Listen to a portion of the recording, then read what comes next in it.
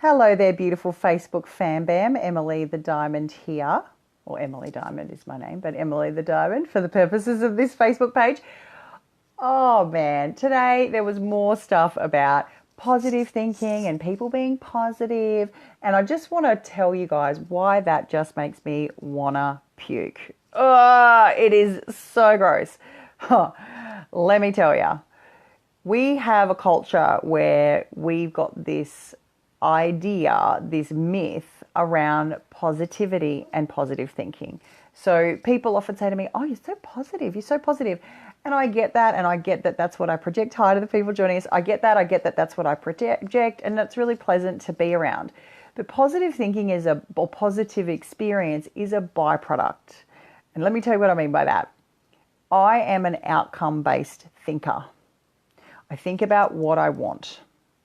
I think about what the intention is. I think about the goal. I think about what we're working towards. Most of what a coach does with their clients is training their thought onto the desired outcome, the intended outcome, and then navigating all the gaps in between to get there and to be able to consistently behave in a way that fulfills upon that. It is not positive thinking that does it. Sorry guys, but positive thinking doesn't mean squat if we aren't focused on our outcome. You can put a positive spin on anything, but it won't change your future results. Positive thinking is how people convince themselves to stay in unhappy relationships. Positive thinking is what tells us to tolerate people being inappropriate with us and our boundaries. Positive thinking is what enables us to maintain poverty consciousness. Positive thinking is what enables us to put up with government structures that don't empower the society. Positive thinking is what enables us to stay okay with our business or our relationships or our health not performing as it should. Positive thinking or positive interpretation is a past-based behavior. You're switching your interpretation of what has already happened. Outcome-based thinking is what gives you the greatest probability to succeed. And when you're focused on outcomes, so instead of focusing on how good everything is, you're focusing on how good everything is going to be. And then that by default waterfalls and flows on and automatically means that it's very easy to spin positive perception and get empowered and see new choices and see new opportunities and give people the benefit of the doubt and give yourself the benefit of the doubt and some support and love in that process. So I want to talk about the negative and the really dark side about positive thinking. The dark side of positive thinking is while we've perpetuated this myth that positive thinking, trying to make yourself feel good about stuff that's not good or unacceptable or inappropriate or unsatisfying, trying to make yourself think positively about them, tells us to do two things, and it conditions our society to do two things that impact us massively at an individual level.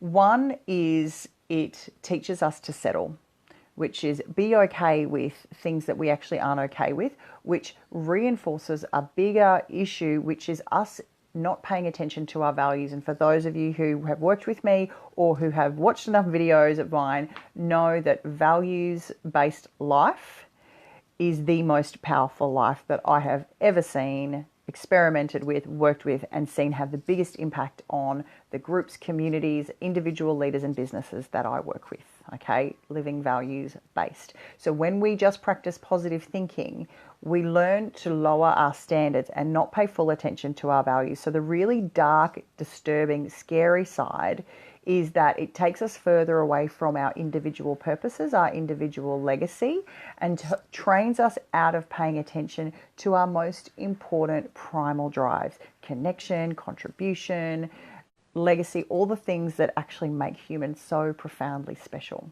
compared to other species. The second really dark and scary part about positive thinking culturally as a group and in our media and in our expectations is to do with when I have an expectation of myself to be positive. It means that I start monitoring the way that I think in a way that's actually destructive and harmful to my mental health.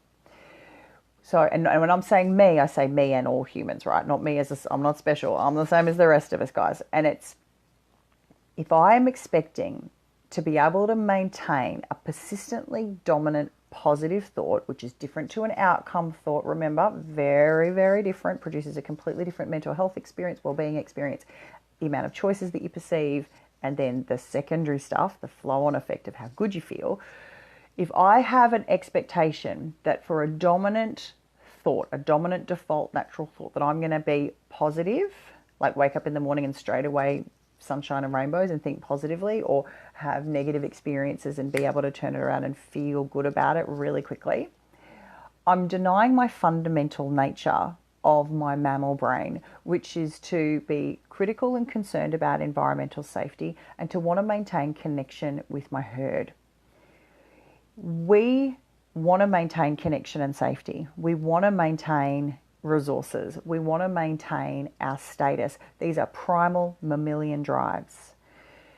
And those don't sound good as in terms of self-talk, and they don't feel good either. They pop up in the forms of concern. They pop up in the form of anxiety. They pop up in the form of, well, what could happen if this happened? And what if they said this? And what if that person thought that? And what if I, tripped a little bit and completely fell off that cliff or went over that ledge on that balcony? Or what if I didn't turn the wheel of the car enough when I'm going around a bend and the car took off and went over the cliff? And oh my God, all the natural, primal, mammalian safety, resource and connection and control concerns that we have, our brain by default is naturally going to spit them out. If we expect that we're going to be positive all the time, when we start having those natural mammalian thoughts, we think there's something wrong with us. I want you that to sink in, guys. We start to think that there is something wrong with me because I can't maintain this positive disposition all the time in the privacy of my own mind. And we start to question whether or not we are okay in who we are. And your brain is going to find answers to any powerful question that you ask it. If you start asking your brain for what are all the reasons that I am not okay, your brain is going to oblige and give you all the reasons why you are not okay.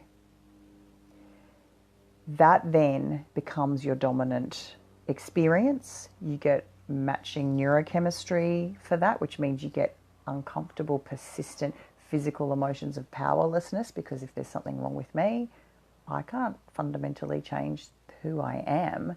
We know that we can transform identity, but who I am as an animal, as just this human being, you can't change that you're a human being.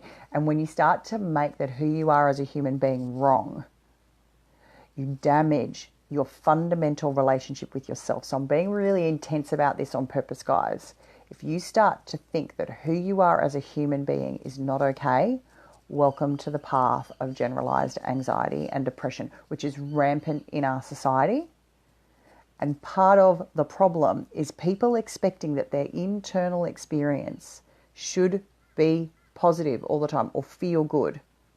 It's not our mammalian nature. We are going to have a balanced experience. You're going to be more than 50% concerned for your environment, watching out, being suspicious, protecting yourself. That's going to always be there. And then the other 50% is your free will and your free choice. I'm sure those percentages are wrong. Don't hate me for it. I'm just making a point. What is in your charge is the ability to focus on outcomes, your intended outcomes, what you're wanting, the impact you're wanting to make, the way you want to make people feel, the commercial results you're trying to produce, the way you want to impact your communities, the connection, the experience, the way you want your body to feel. Those are the outcomes. And when you train yourself on outcome-based focus points, you'll notice suddenly you feel quite good and people start telling you that you just are so positive. It ain't positivity, baby. It's outcome-based thinking. I love you all. I hope that made an impact on some of you and your day and what you're dealing with. If you want to talk to me about your personal leadership, I've only got a few spaces left between now and the end of the year for my initial consultation processes, which is where I do a free chat with people, and in that free chat we work out if you should be having an initial consultation. That initial consultation is where we do 90-minute deep dive analysis on you, either around what you're dealing with personally or on your leadership. And from that, I devise a whole report and a matching plan for you on if we were to work together, how I would do it, what exactly I would be addressing, and the way that we're going to do that, how much time it's going to take, and how many interventions that we do and techniques that we use. So I've only got a few spaces left for them for the end of the year, and the price is going up for them in the new year. So if you're sitting there going, oh yeah, I'm in that, and thinking, oh, my video, oh, you don't know how to shift out into outcome-based thinking. Like I said, a big part of my framework is simply getting people super clear and bringing them back and bringing them back and bringing them back to outcome-based thinking, which all the lovely feelings get to follow on from. So book in with me for that free chat to work out if an initial consultation is right for you. My website has a bookings link. You just go to emilydiamond.com.au/bookings, or just go to my website, play around. You'll find it really easily.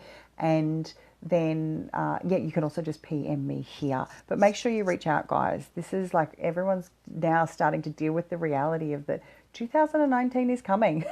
It is coming. Halloween ended. Christmas decorations are up. So if you're not thinking about 2019 yet and what you're consciously creating and what patterns you need to shift, where you need to improve your communication, your interpersonal effectiveness, your leadership effectiveness, the quality of your relationships or your relationship with yourself, if you're not thinking about that yet, this is the time. Jingle bells, baby. Jingle bells. They're like, the jingle bells to me are like the call for thinking about next year. So make sure you get in a spot with me to work that out. And I look forward to talking to you guys all. And I love you, and have a great day. Bye.